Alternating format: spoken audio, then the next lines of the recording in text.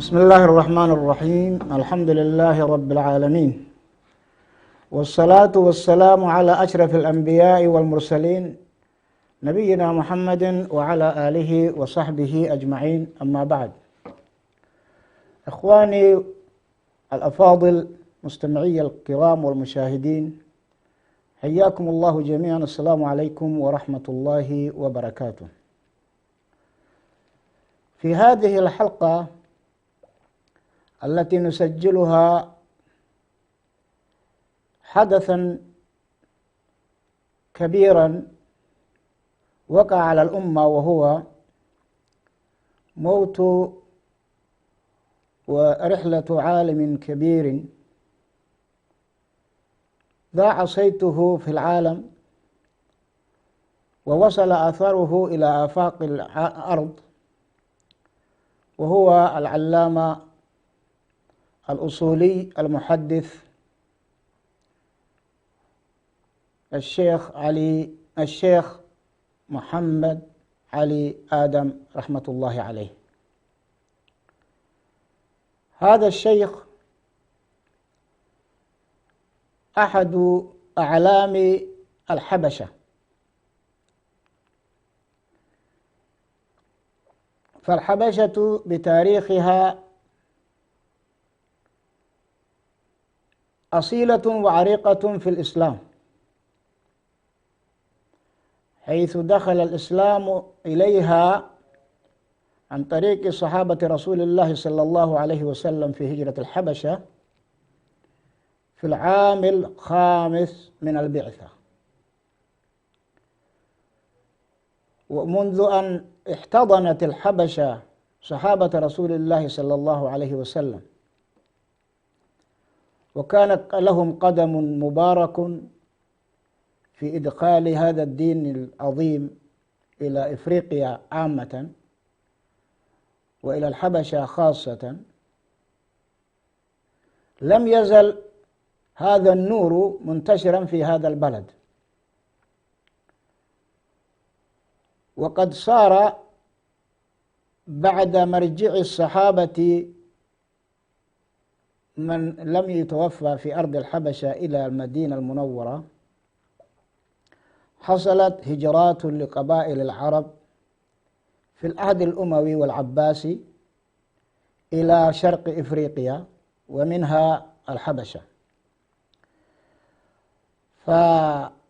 فتسبب هذا إلى جاليات من إخواننا العرب الذين هاجروا بأسباب مختلفة، معظمها سياسية وقد تكون دواعي تجارية أيضا، بالإضافة إلى علماء ودعاة يجوبون العالم لنشر هذا الدين،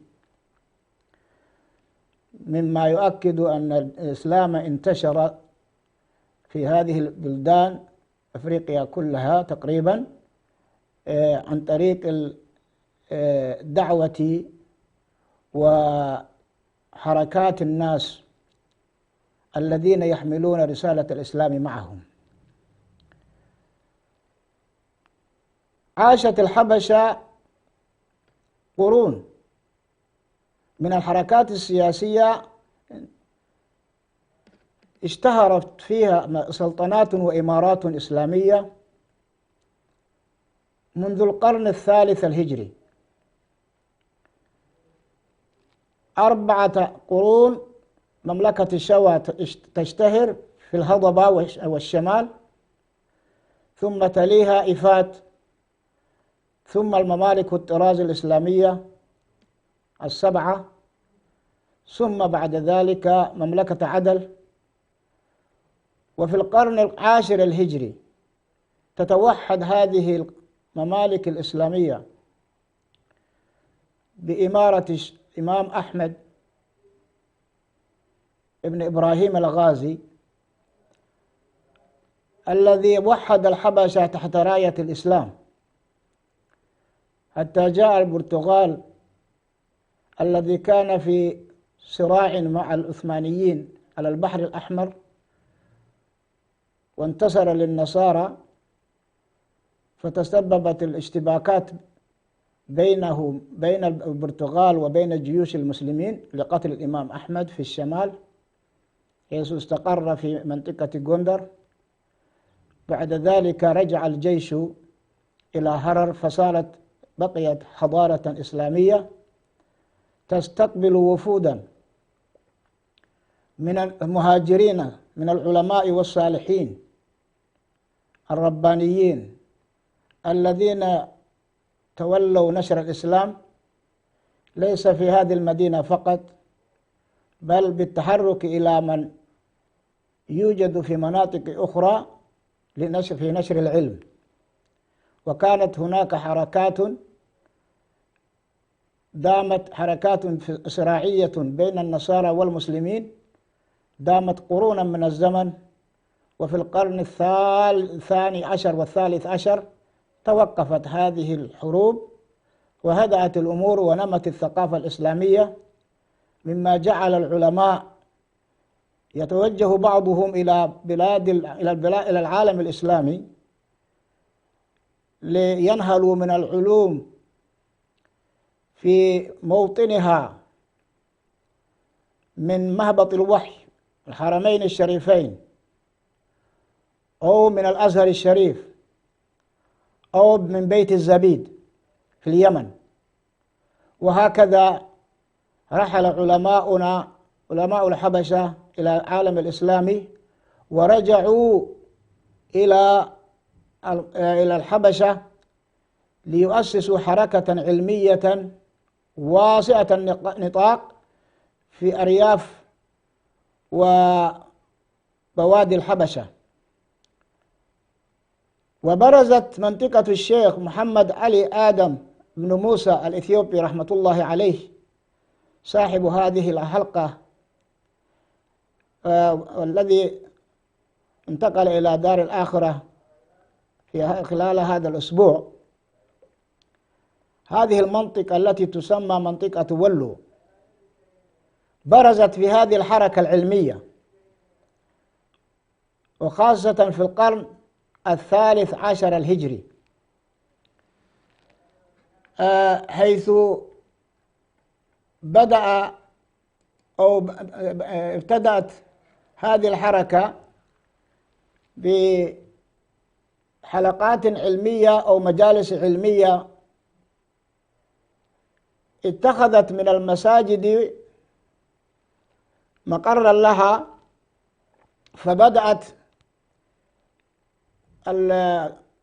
وفود طلاب العلم تأتي إلى هذه المنطقة لتنال العلم، ثم بعد ذلك ترجع إلى مناطق أخرى لتنشر هذا العلم. ومن أقدم من يذكر في هذا مفتي داود بن أبي بكر، الذي سافر وهو من الطلائع، رحل إلى اليمن والحجاز وجلس في بيت الزبيد 15 عاما، ثم رجع إلى البلاد ومعه 7 جمال من الكتب، واستقر في بلاده دوي، وبالتحديد في منطقة قدو، لتعليم علوم الشريعة واللغة العربية. وقبله كان بعض المجالس مثل مجلس الشيخ محمد شافي في جمانوغوس. وتزامن هذا الأمر مع تفكك الدولة المركزية النصرانية في الشمال، والملوك الذين كانوا يتوارثون الملك إلى أن وصلوا إلى عهد غوندر في القرن السابع عشر الميلادي. ضعفت هذه يعني ممالك أو مملكة النصرانية التقليدية القديمة التي استمرت من عهد أكسوم ثم لاليبالا ثم بعد ذلك إلى غوندر. ضعفت في هذا العصر حتى سمي هذا الوقت فيما بعد عصر النبلاء، حيث يحكم كل منطقة شيوخ القبائل أو زعيم منطقة، فلم تكن هناك دولة مركزية حتى في الشمال النصراني. وكذلك المناطق المسلمين كانت من حيث السياسة مجرد يعني إمارة هرر في مدينة هرر المصورة، وكذلك سلطنة أوسى في عفر، وفيما بعد سلطنة أبا جفار. يعني لم تكن هناك إمارة قوية تجمع المسلمين سياسيا وتحكمهم منذ أن انتهى هذا بعد موت الإمام أحمد، وبالذات بعد رجوع الجيش إلى هرر وتأسيس مدينة هرر كمنطقة كإمارة تخص المدينة فقط، وكذلك يعني انفصال سلطنة أوسى في عفر عنها. بعدها هكذا كانوا مشتتين، عادوا مشتتين سياسيا. لم تكن هناك سلطنة أو مملكة تحكم المسلمين سياسيا، بل كان الناس يعيشون هكذا بدون حكام لهم سلطة مركزية.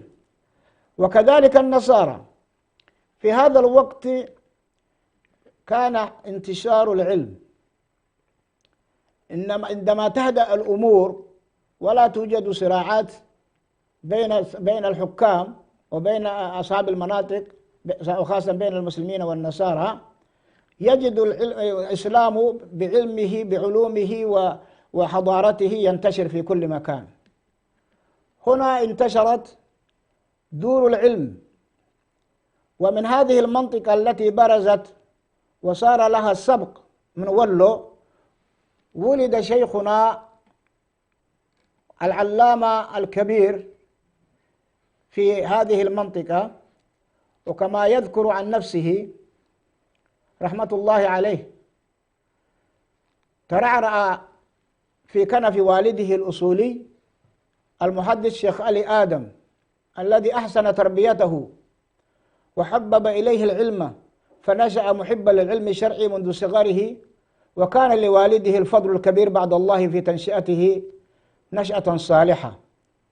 بدأ رحمه الله بحفظ القرآن الكريم على والده، ثم التحق بالشيخ محمد قيو رحمه الله فأكمل عليه القرآن كاملا، ثم بدأ بقراءة الكتب العلمية في مدرسته، كما أنه كان يطلب العلم خارج الدراسة النظامية من والده ومن مشايخ المنطقة كالعادة.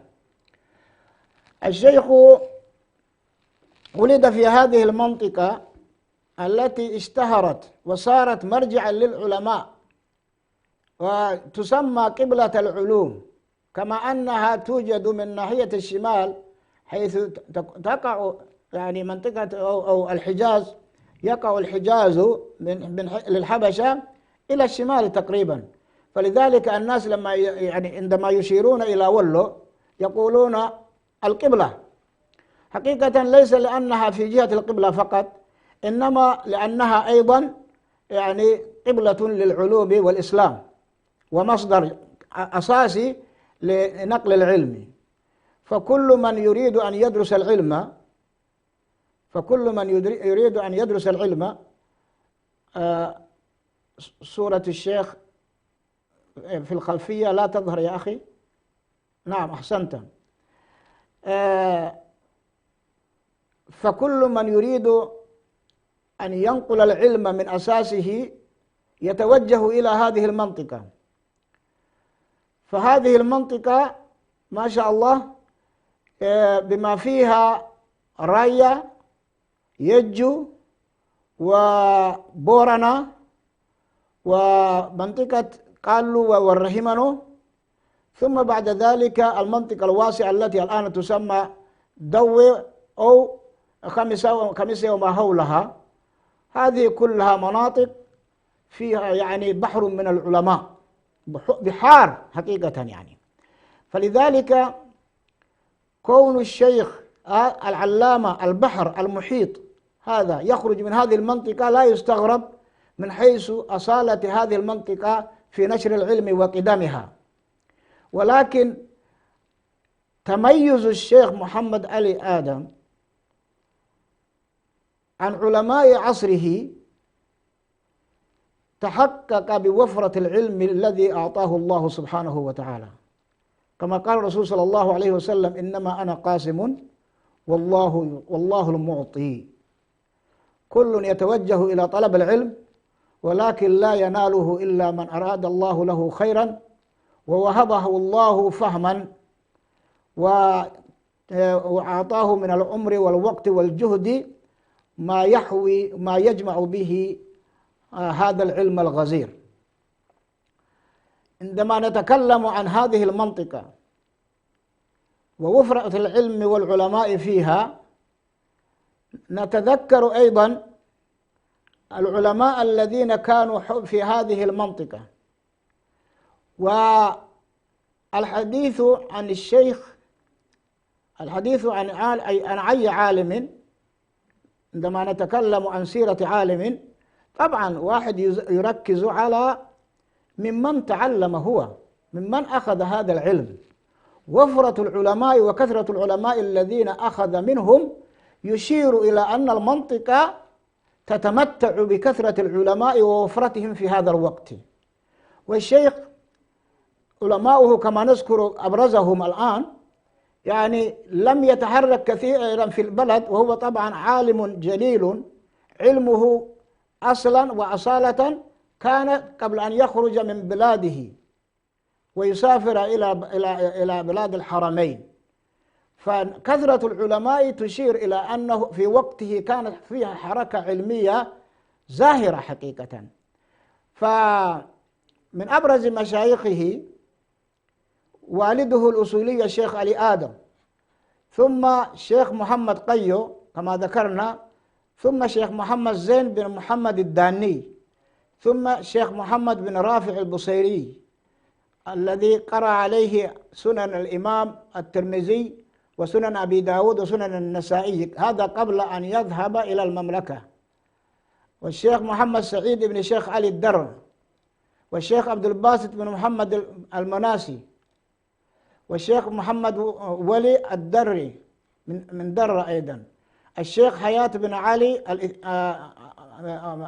الشيخ حياة بن علي الإثيوبي، كلهم إثيوبيين طبعا، الشيخ إسماعيل بن عثمان زين اليمني، والشيخ المسند محمد ياسين الفداني، وهؤلاء بعد أن ذهب إلى بلاد الحرمين ممن جلس معهم. ويصل عدد العلماء الذين درس عليهم إلى حقيقة نحو 32 عالما. نذكر كذا على يعني بعد أن ذكرنا الشيخ محمد زين بن ياسين الذي الداني، ثم الشيخ محمد بن رافع بن البصيري، شيخ محمد ثاني حبيب، شيخ علي جمة، شيخ محمد عرب، شيخ سعيد دكشة، الشيخ المفسر شيخ عبد الجليل ابن الشيخ علي، الشيخ الفقيه حسين تولية، الشيخ سراج البقمدر، الشيخ المحقق عمر بن علي بن بشرى، الشيخ أحمد الدين الشافعي، الشيخ سراج بن محمد الجامي الشافعي، الشيخ إدريس قيو، الشيخ علي بن آدم اليسلي، الشيخ محمد بن جبريل، الشيخ الفاضل النحوي يوسف السيسي، الشيخ محمد ولي كما قلنا، الشيخ محمد نور ابن الشيخ إدريس من يجو، الشيخ أحمد الهادي الورواو، الشيخ محمد نور الداني، الشيخ محمد الإفاتي، الشيخ أحمد الطويل النحوي، الشيخ محمد أول الوراجي، الشيخ إسماعيل بن إسماعيل اليمني، الشيخ محمد ياسين بن الفداني المكي المحدث الكبير المنتصر الكتاني. هؤلاء عددهم 32 عالما، يعني أخذ منهم أصالة هذا العلم. رحل الشيخ رحمة الله عليه إلى بلاد الحرمين بعد أن أخذ هذا العلم في عام 1401 على اختلاف نعم هو ذهب، كان الشيخ رحمه الله التحق بمكة إلى دار الحديث، حيث تقدم إليها للدراسة كطالب، لكن لما عرفوا وفرة علمه وسعة إدراكه وأنه علم في هذا، عين مدرسا في المكان الذي جاء إليه ليكون طالبا. كان رحمه الله يدرس في مسجد دار الحديث بأجياد الكتب الستة وكتب الحديث، وكذلك كتبه في التدريس وتذكرة الطالبين وألفية السيوطي وغيرها، هي من الكتب التي هو بنفسه ألفها شرحها. بقي يدرس فيها 15 سنة، ثم انقطع عن التدريس 3 سنوات، وقد أتيحت له هذه الفرصة لإكمال ما بدأ من التأليف والكتابة التي برع فيها طبعا، وهو ما نتحدث عنه إن شاء الله بعد جلسة أو بعد استراحة، عن مؤلفاته الكثيرة التي عمت الآفاق. وإن شاء الله تعالى بعد أن عرفنا أنه انتقل إلى الحرمين ليدرس، ولكن لما عرفوا أنه عالم جليل يحتاج إلى علمه، بعد أن اختبروه عبر تدريس، لما توجه إلى هذه المنطقة في دار الحديث في ذاك الوقت، فقالوا نختبرك. اختبروه عن طريق تدريس للطلاب من كل أنحاء العالم، يعني ليس إثيوبيين فقط، في دار الحديث الخيرية. ولما رأى الطلاب علمه في كل الفنون الذي توجه إليه، سواء أصول الفقه أو المصطلح الحديث أو علم الحديث، قالوا في كل نحتاج إليه، وهو يعني لم نجد عالما مثله أو مدرسا مثله. وكانت هذه الشهادة سببا لقبوله كمدرس رسمي، فتوجه في التدريس إلى هذه رسميا في هذه الدار، حتى بعد ذلك طبعا قيد الله له أن يجد إذنا للتدريس في الحرم الشريف، فوضعت له كرسي، وهذا طبعا لا يناله، هذا الشرف الذي يعني لا يناله إلا جهابذة من العلماء المشهود لهم بالعلم، وحيث ليجلس في ساحة الحرم ويدرس العالم. هذا ما ناله الشيخ من الفضل الكبير، ونفع الله به آلافا، حتى تخرج على يديه وعن علمه من أقطار العالم ما لا يحصى عدده. إن شاء الله تعالى فاصلة ونرجع بعد قليل بإذن الله تعالى.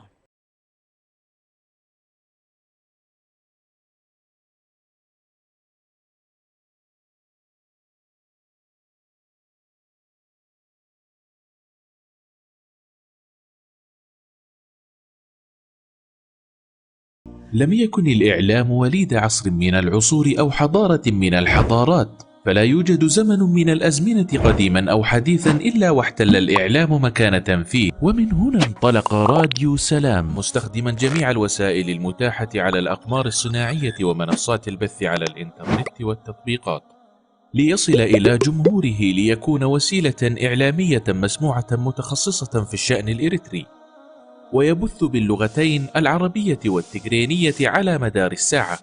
راديو سلام يخاطب المجتمع الإريتري كافة بجميع مكوناته، ويتفاعل مع قضاياه لترسيخ الانتماء وتجديد الوعي وتحقيق السلام والريادة، ويبث على الأقمار الصناعية والمنصات الإلكترونية كافة، وكانت أهدافه تعزيز قيم السلام والإخاء والتصالح والعيش المشترك، نشر قيم الإسلام وأخلاقه وتعزيز الأعراف والأخلاق الفاضلة، ترسيخ مكانة المرأة وتفعيل دورها في المجتمع والعناية بقضايا المرأة والطفل والشباب وكبار السن، المساهمة في التنمية ومواجهة الفقر والجهل وتوطين اللغة العربية. اكتمل بث راديو سلام على المنصات التالية: على القمر الصناعي نايل سات على التردد 12687، وعلى متجر الأندرويد والأبل، وعلى الموقع الإلكتروني سلامميديا61.com، وعلى جميع وسائل التواصل الاجتماعي راديو سلام. سلام ووئام.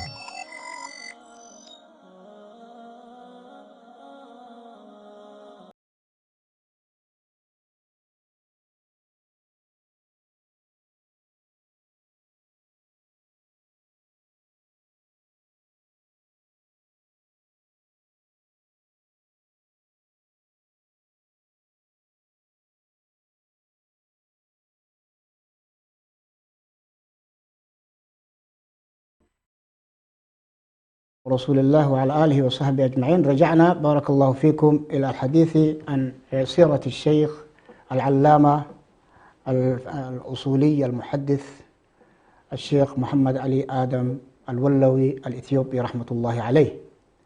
قلنا أنه هو يتحدث عن نفسه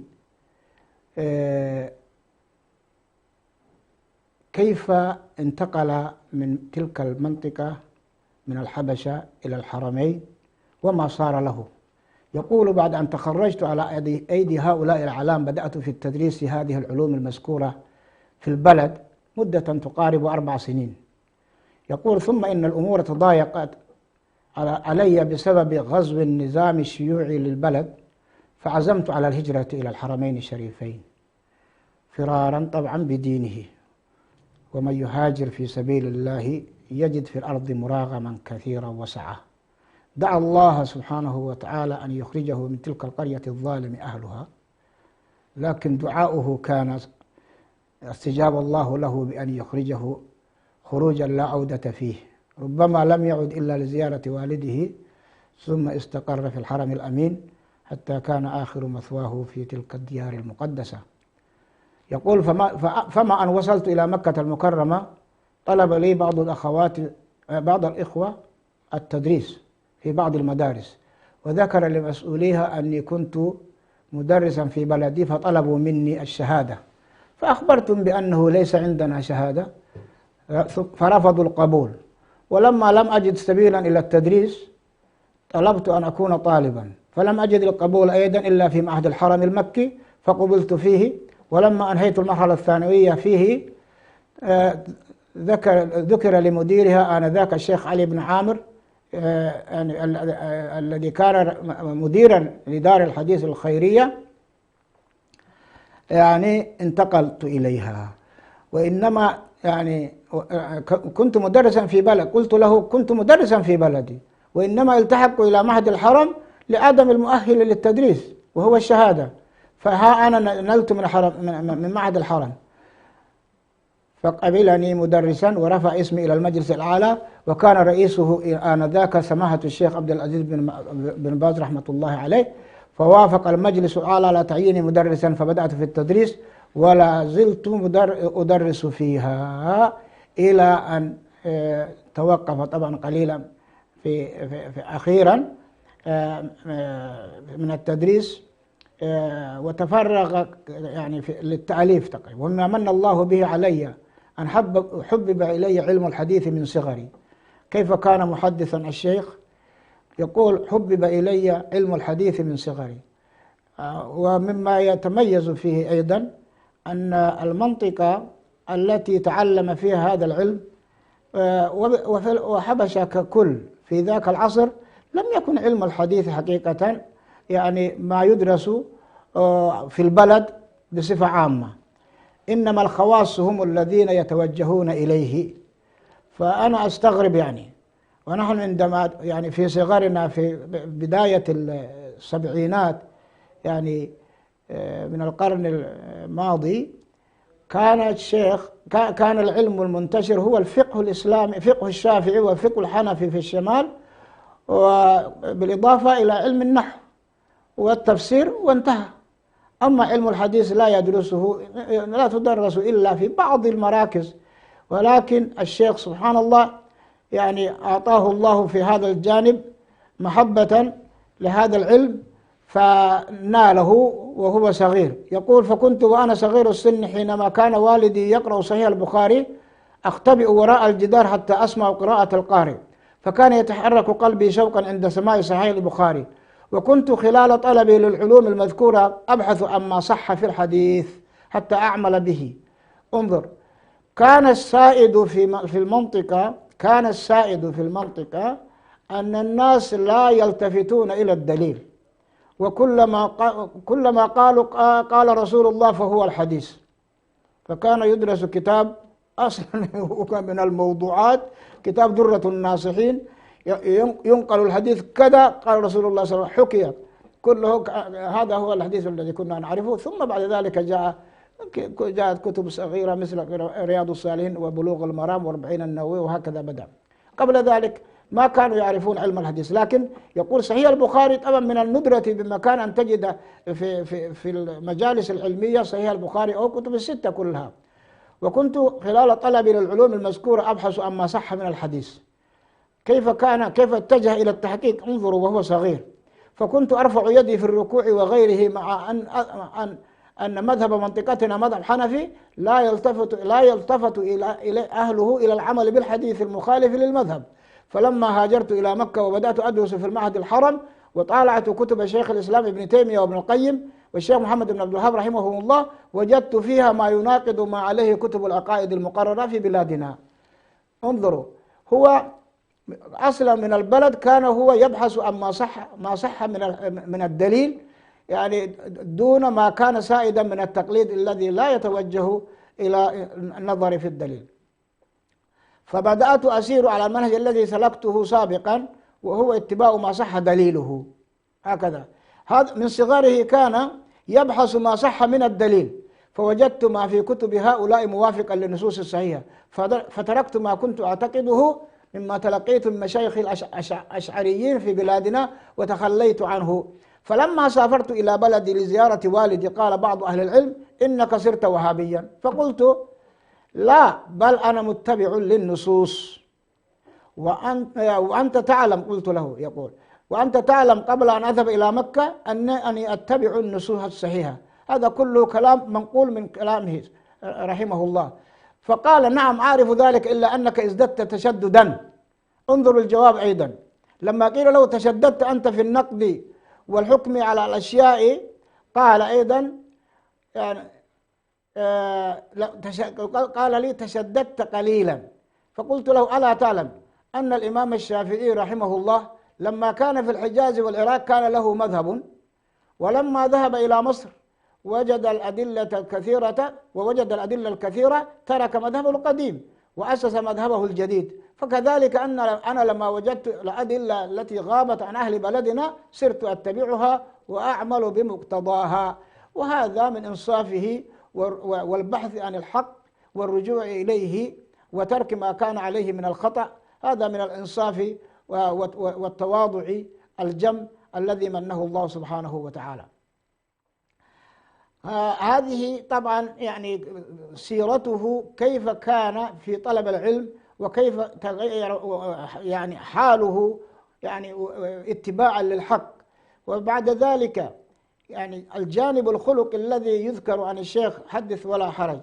كل من يذكر الشيخ، يعني واحد يقول عندما يزوره أحد يعني يسأله أين تبيت. طبعا الناس هو في مكة يأتون من الحبشة، قد يكون عالما كبيرا يعني طلع على كتبه وكذا وسمع عنه فيشتاق أن يراه. عندما يزوره يقولون أين تبيت، وإذا لم يكن له مبيت يقول أنت عندنا. وإن كان الشيخ رحمه الله يقولون هو لا يلتفت، حتى من يزوره لا يجلس معه كثيرا لانشغاله كل دقيقة وكل لحظات يستفيد فيها للتأليف والكتاب. فهو طبعا الحرص على الوقت وألا يضيعه في أمور أخرى، هذه التي الله سبحانه وتعالى جعل الله له سببا في هذا العمل الجليل، وهو عمل التأليف الذي تميز به. بالمناسبة هناك علماء أجلاء رحلوا إلى الآخرة ولم يرجعوا إلى البلد من علماء الحبشة، أمثال مثلا قرينه معاصروه الكبار الشيخ محمد أمين الهرري الذي توفي أيضا في هذه السنة، وهو عالم جليل بحر، يعني لا يقل أهميته من حيث الحبشة وذكر علمائها، يعني الشيخ محمد علي آدم. وكلما ذكر الشيخ محمد علي آدم يعني يذكر الشيخ محمد أمين أيضا، كلاهما من علماء الحرم الأمين. وكذلك فضيلة الدكتور الشيخ عبد الشكور محمد أمان الذي كانت بعدما أن تخرج ونال الدكتوراه عين مدرسا أستاذا في جامعة أم القرى لمدة طويلة، ثم بعد ذلك صار من أحد القضاة وأحد المفتين، عفوا من أحد المفتين في الحرم الأمين، حتى توفي أيضا هذه السنة رحمة الله عليه. وقبل ذلك أيضا العالم الجليل الكبير من نفس منطقة الشيخ محمد علي آدم، الشيخ سعيد شفا سلولة، هذا أيضا من العلماء الأجلاء الذين كان له فضل، الذي كان له حظ في أن يدرس في الحرم الأمين وصارت له كرسي، وكان عالما يعني يدرس أو يعلم العلوم الشرعية من الحرم الأمين، ثم في جامع قطر الظاهر في آخر عمره حتى توفي رحمة الله عليه. وكذلك مشايخ آخرون مثل الدكتور عبد الرحمن عبيد الشافعي في الرياض، أستاذ الذي كان أستاذا في كلية المعلمين في الرياض، يعني نحو يعني أكثر من 20 سنة كانت تحت وزارة المعارف في السعودية.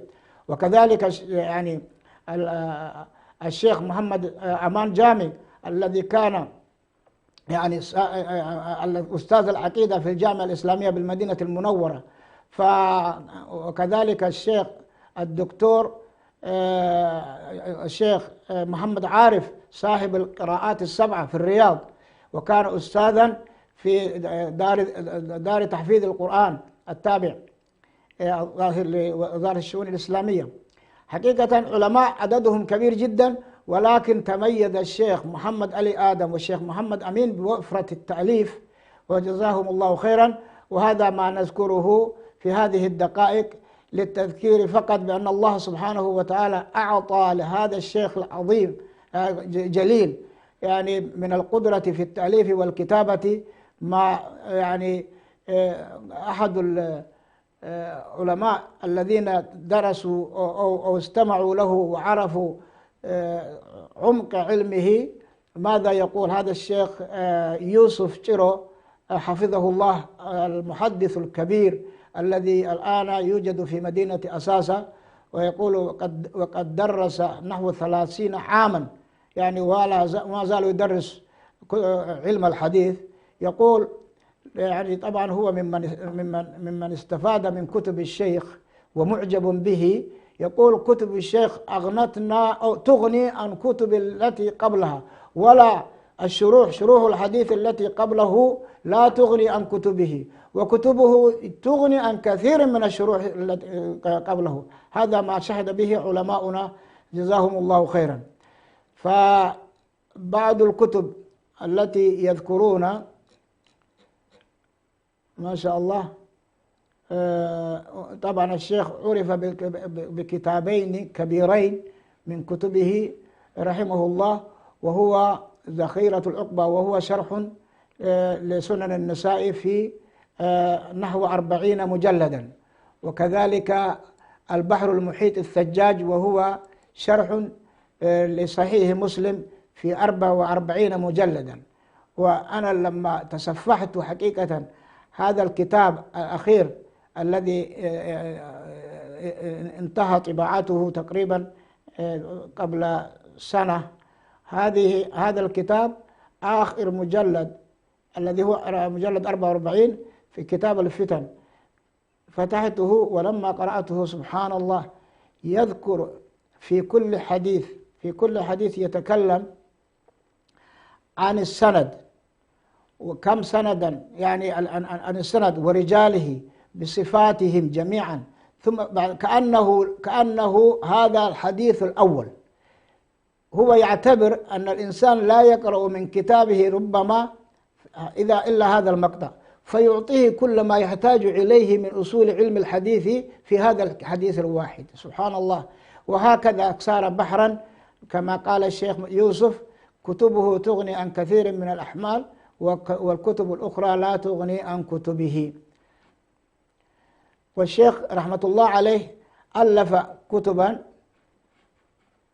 وصلت إلى 34 عنوانا، وبعضها لم تطبع، ولكن معظمها قد طبعت وتوجد عند في مكتبات العالم الإسلامي.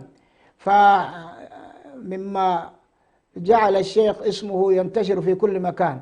وأنا سبحان الله عندما زرت تركيا عام 2012 زرت أحد المراكز العلم في منطقة سامسون، معهدا اسمه معهد عاشق قطلو، تدرس فيه الكتب الستة بالتركيز. فلما دخلت وسلمت على مدير المعهد، أول ما سألني فقال: هل تعرف الشيخ محمد علي آدم؟ فقلت: هذا شيخنا ونحن أبناؤه، بل أبونا، وأنت من الحبشة؟ قلت: نعم. قال: ثم يقبل رأسي فيقول: إذا رحت إلى مكة قبله لي. فقلت له: كيف تعرف؟ ثم يريني كتابه ذخيرة العقبة وقد ملأ الرفوف. سبحان الله. وهكذا أعطى الله الشيخ هذا الخير العميم مما عرف به القاصي والداني رحمة الله عليه. فهذا قليل مما أعطاه الله الشيخ من الفضل الكبير من نشر العلم وكذلك والاهتمام بالتحقيق. وما بقي من كتبه أيضا جدير، وأكبر ما فزع منه طلابه أنه كان يتوجه إلى إكمال بعض الكتب ولم يتمكن، لأن في أواخر عهده صار له المرض يزداد عليه ويتعب كثيرا. في النهاية نحو 13 كتابا لم ينهيه.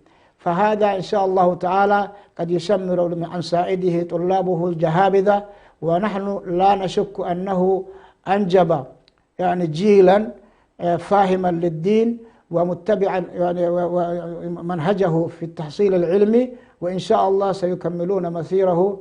جزاه الله عن أمة الإسلام خير الجزاء وكثر أمثاله. وبهذه المناسبة نقول للأمة الإسلامية: أحسن الله عزاءكم وغفر للشيخ ورفع قدره في العليين وأخلف عليكم وعلى الأمة خيرا منه، إنه سميع مجيب. وإلى لقاء آخر إن شاء الله تعالى في الذكر عن محاسن وأخلاق وسيرة هذا الشيخ الذي لا ينتهي كلامه بهذه فضله وسيرته وشمائله في هذه الجلسة عاجلة. وإلى ذلك الحين أستودع الله دينكم وأمانتكم وخواتيم أعمالكم، والسلام عليكم ورحمة الله وبركاته.